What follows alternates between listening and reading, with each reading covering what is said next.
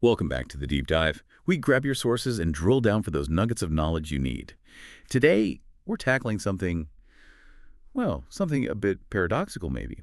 What if the biggest test, the really hard thing, isn't the huge crisis, the life or death moment? What if, true strength is measured by just surviving the boring, frustrating little things, like just getting through a Tuesday? Yeah, it's a fascinating way to look at it, and our sources today really dig into this.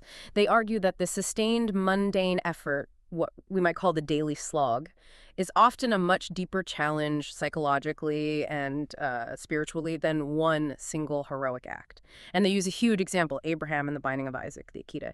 He reached this incredible spiritual height. Right, the absolute pinnacle. But the sources suggest his next test, what came right after, was maybe even tougher, paradoxically. Okay, let's unpack that. So our mission here is to figure out why this continuous effort, this continuity, demands maybe a different, deeper kind of strength than facing a crisis. And what does that tell us about, what true greatness really looks like in our own lives? So let's start right there, at that peak moment. Abraham has just gone through the Akeda. Traditionally, that's his 10th and final trial. Done. You'd think, okay, story over. He's on Mount Moriah, this moment of incredible divine connection. But what happens the second he comes down? Well, reality hits hard.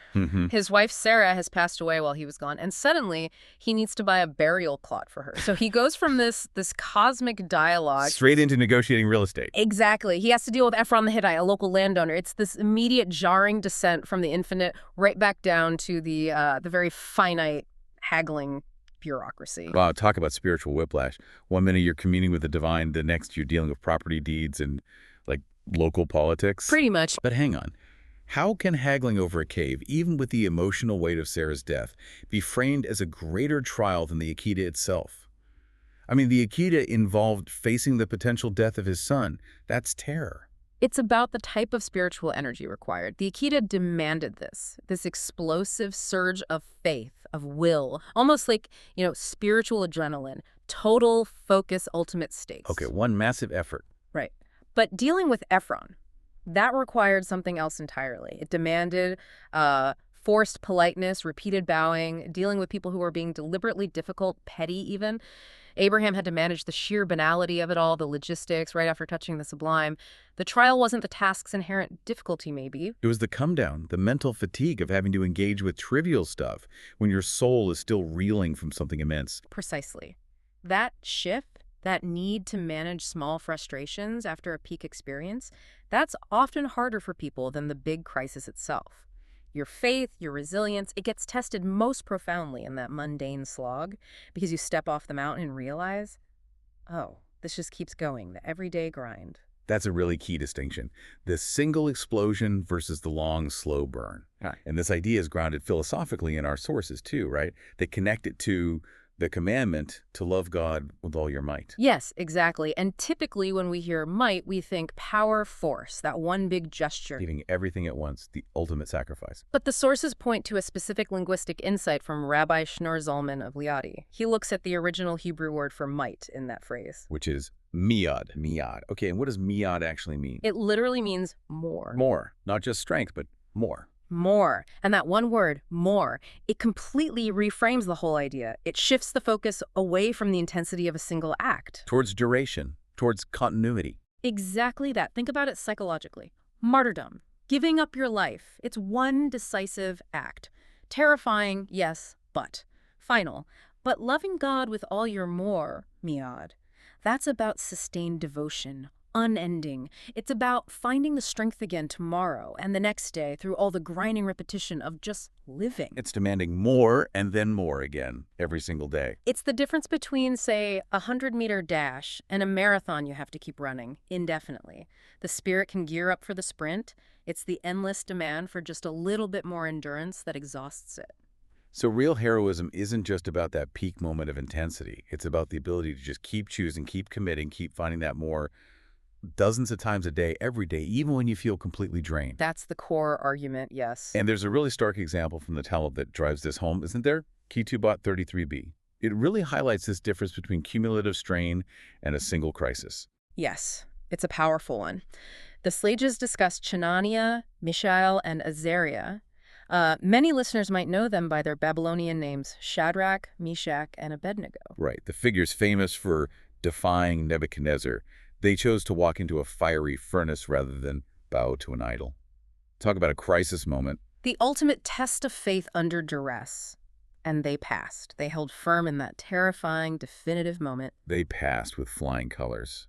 But then the sages posed this thought experiment about them, which is kind of shocking. It really is unsettling. They suggest that if those same heroes who faced the furnace had instead been subjected to lashing. Lashing, like whipping. Yes, but the key is ongoing, cumulative suffering, repeatedly, day after day. Physical pain, psychological degradation, just grinding them down over time. The sages speculate they would have actually broken. They would have given in and worshipped the idol. Wow, that's staggering. So the furnace, with its finality and high stakes, was actually, in a psychological sense, easier than the slow, relentless grind of repeated pain. That's the implication. Martyrdom, for all its horror, offers a clear choice, a definitive end. Pay the price, and it's over. But the daily endurance, the lashing, it offers no clarity, no endpoint. It just keeps coming. And this same logic, the sources say, applies even to loving God with all your money. Yeah. We think of that as surviving, like a sudden stock market crash, total ruin. Right, a catastrophic loss. But the deeper interpretation suggested is that it actually means enduring oppressive, grinding poverty, the kind that wears you down, drop by drop, day after day. It's the constant small stresses, the not quite enough, adding up over time, that cumulative weight again. Exactly. The sources use that chilling image of Chinese water torture. Those steady, small drips seem insignificant at first, but eventually they break even the strongest will. You can brace for a hammer blow, maybe. But it's the constant tiny troubles that slowly drain the spirit. The big battle might inspire courage. The endless series of little skirmishes just defeats you. That relentless strain. Which brings us to a more modern story from the sources. A really tragic one, actually, that shows this principle playing out in real life. Yeah, this is the account of a Shabbat Chassid, a very devout individual from years ago who ultimately, he gave up his religious observance, apostatized. And the reason for this breakdown wasn't some big philosophical crisis or, intense persecution in the dramatic sense. So what was it then? Not the big stuff. No, it was bureaucracy, mundane exhaustion. He was living as an observant Jew in a Russian city where legally he wasn't supposed to be.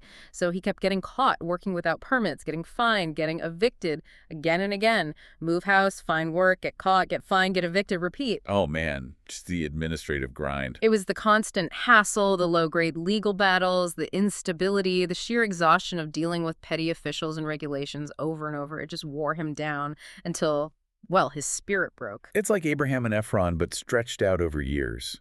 The trivial details just demanding all his energy until there was nothing left. And here's the really telling part.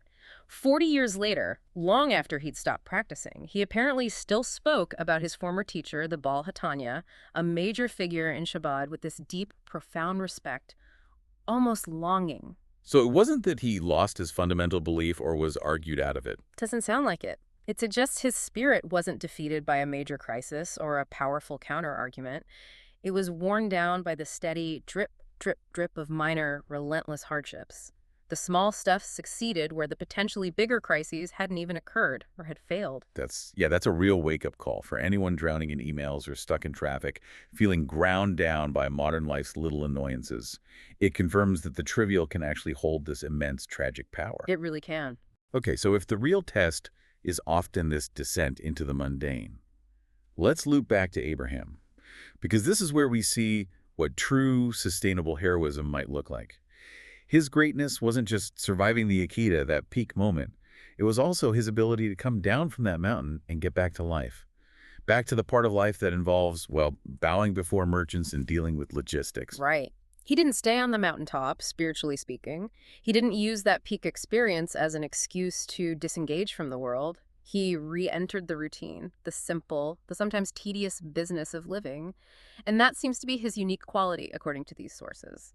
The capacity to hold both things in one's soul, the spiritual peak and the earthly valley, the eternal moment and the management of trivial details. So if we apply that idea to building anything lasting, a career, a family, a community, even just a good life. Those peak moments, the inspirations, they're crucial for vision, maybe.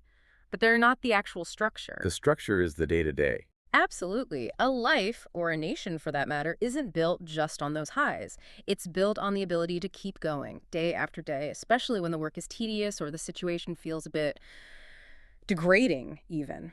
True heroism, then, lies in that continuity, in answering that demand for Miad for more, and then more, again, finding that extra bit of effort each new day.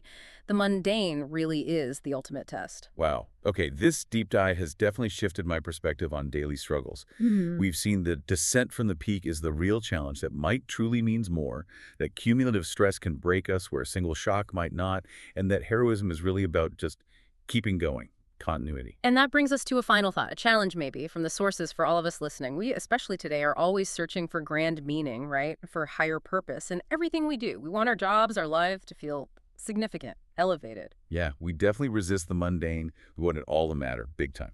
But if these sources are right, and most of life is actually dealing with these small, tedious details, the logistics, the minor frustrations, well, how do we reconcile that? How do we bridge that gap between our desire for grand meaning and the often banal reality of existence? Is just accepting that descent, navigating that gap, is that the real test? It poses a really provocative question, doesn't it? Could there actually be a kind of holiness in boredom itself, in mastering the routine?